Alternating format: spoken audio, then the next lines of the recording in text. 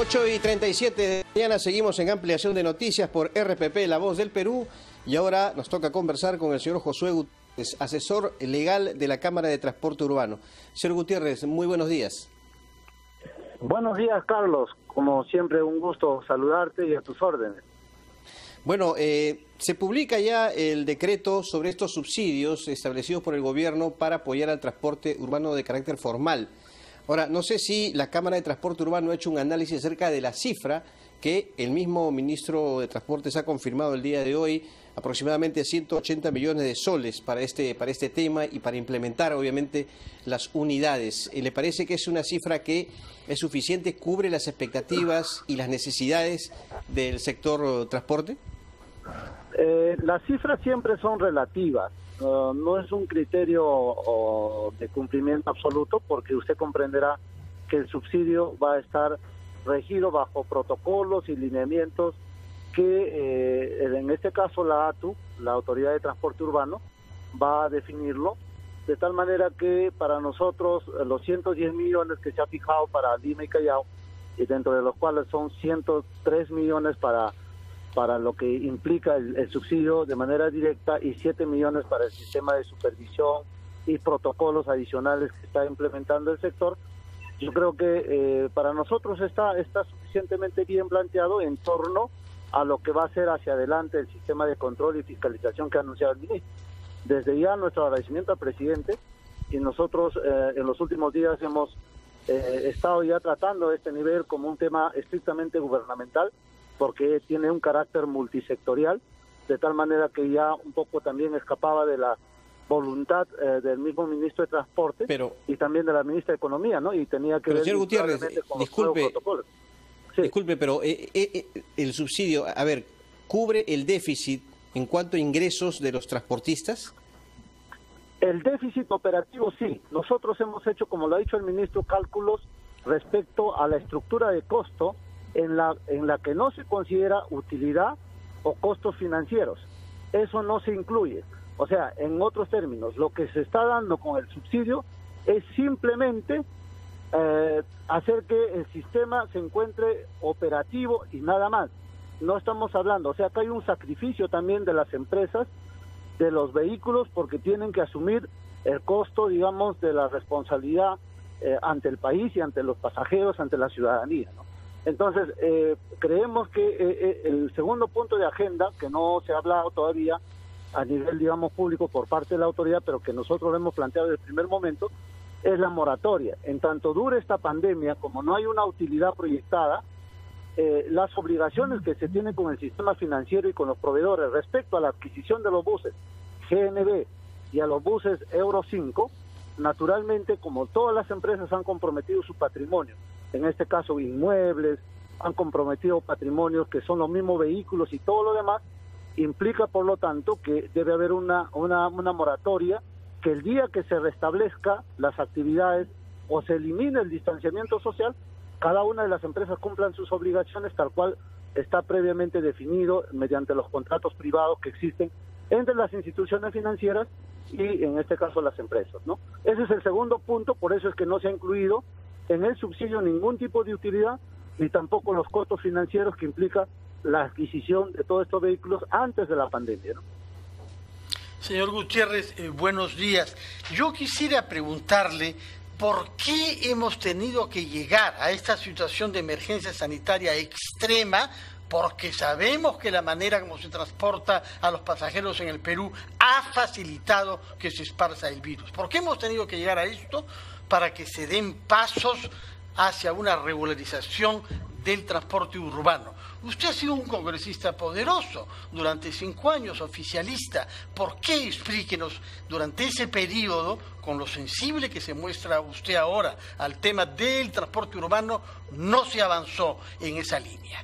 Y en relación con esa pregunta, veo que ustedes están preconizando que se incluya en el subsidio, tengo entendido, a 16.000 vehículos, entre los cuales los microbuses que estaban previstos de desaparecer desde hace varios años. ¿Por qué es que se retrocede sobre el punto microbús y por qué no se hizo este esfuerzo sin necesidad de tener 9.500 muertos? Indudablemente tiene razón Fernando, buenos días. Ahí hay que poner los puntos sobre las IAS. En primer lugar, quien ha hecho la propuesta de manera oficial es la Autoridad de Transporte Urbano, con quienes hemos venido trabajando durante todo este tiempo, y ha reconocido que la oferta respecto a los servicios tenía que ser integral y dirigida hacia todos. Es más, cuando se presenta al sistema de transporte formal, lo que se habla siempre es de comisionistas o de afiliadores, en fin, con términos un poco despectivos, pero no olvidar que el servicio de transporte urbano hoy por hoy se ha venido, digamos, haciendo de acreencias para brindar un servicio de mejor calidad con buses de tipología exigidos por la norma y a lo que apunta una ciudad moderna. O sea, tenemos buses de 12 metros, de 9 metros, que son la tipología de exigencia que ha pedido la Autoridad de Transporte. Ese es uno.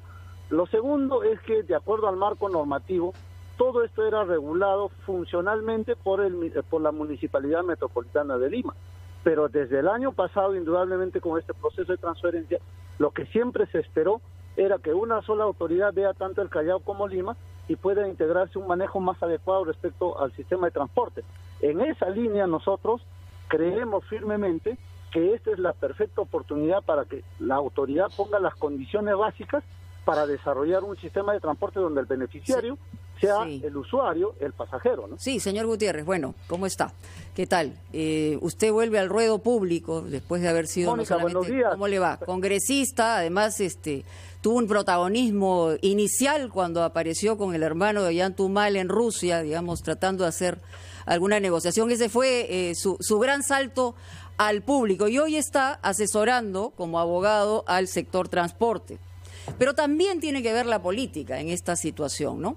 Y lo cierto es que también usted ha estado, entiendo, en la Comisión de Transportes y Comunicaciones, y conoce al monstruo por dentro. O sea, ¿qué ofrece el sector de transporte para tener mejores posibilidades? Porque usted dice, efectivamente, el subsidio no iría a las utilidades, sería también una desvergüenza pensar que se va a subsidiar una utilidad en medio de una pandemia. Entonces, ¿qué nos ofrecen ustedes como mejora en aras del momento y el contexto en el que vive y para darle una mejor calidad de servicio al público, ¿no?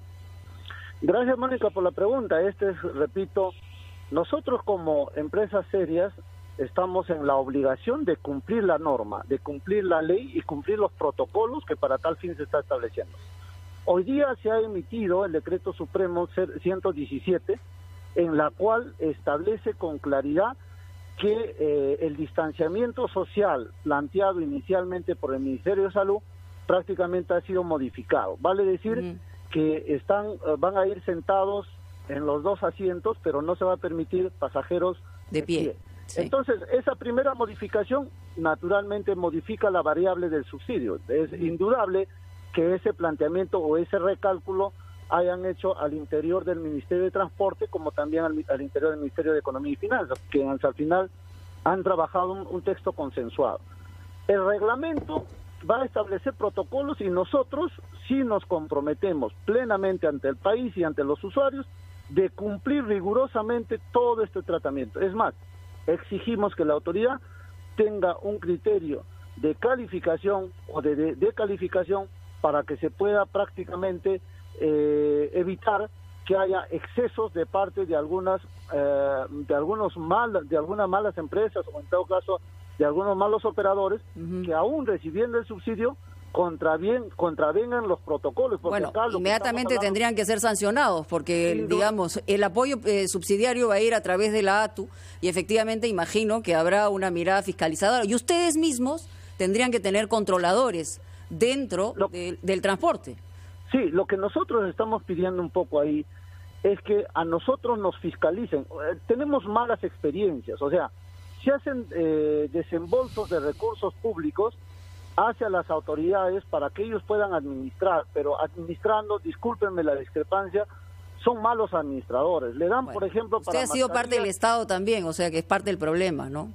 Claro. ¿Sabe cómo funciona entonces? Pero usted hizo una pregunta muy puntual, o sea, hay que reconocer al monstruo por dentro, ¿no? O sea, ¿cuáles son las deficiencias más grandes? Entonces nosotros creemos que, por ejemplo, los protocolos de limpieza, los protocolos de fumigación, de poner en condiciones de salubridad adecuada cada bus al momento de salir, Y todos esos protocolos pasan básicamente por la exigencia que tiene que hacerse al transportista. Por eso es que nosotros decíamos que se le exija todo, pero que el Estado compense, no con los montos que alegremente se disponen para la autoridad que a veces administra mal, sino básicamente como la compensación directamente al pasajero, y un servicio de calidad implica cuidar su vida. Estamos ¿no? a la espera justamente de la publicación del decreto, vamos a ver exactamente cómo aterriza en la letra esta disposición, y la verdad que esperamos que haya posibilidades de mejorar la calidad del transporte. Si no es ahora, en realidad va a ser muy difícil que sea en el futuro. Muchas gracias, señor Gutiérrez, muy amable. Vamos a una pausa. Mónica, muchas gracias. Muy gentil. Buenos días, señor Gutiérrez. Ya regresamos.